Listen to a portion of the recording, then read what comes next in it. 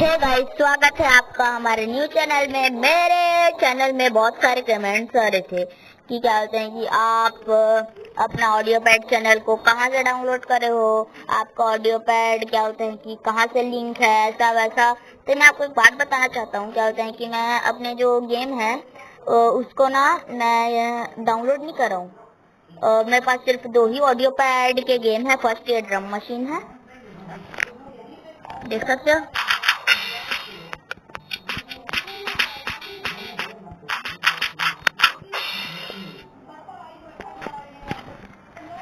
ये है, फिर उसके बाद ये प्रमोद टाइगर एसपीडी 20 प्रो है, जिसको मैं खुद से बनाया हूँ और ये मेरा पर्सनल गेम है और ये अभी प्ले स्टोर में ही आया है। आपको कुछ दिन में देखने को मिल जाएगा। और जो मेरा चैनल है वो मेरी मम्मी के नाम से है।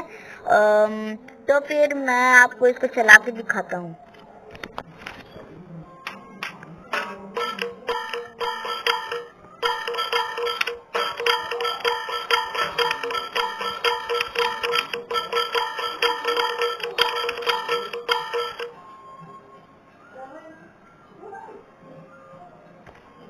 तो फिर अभी मैं चेंज करता हूँ।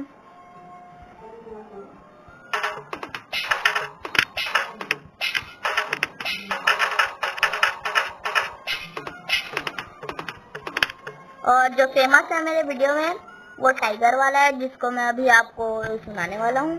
ये देख सकते हैं, ये वही ऐप है, देखो।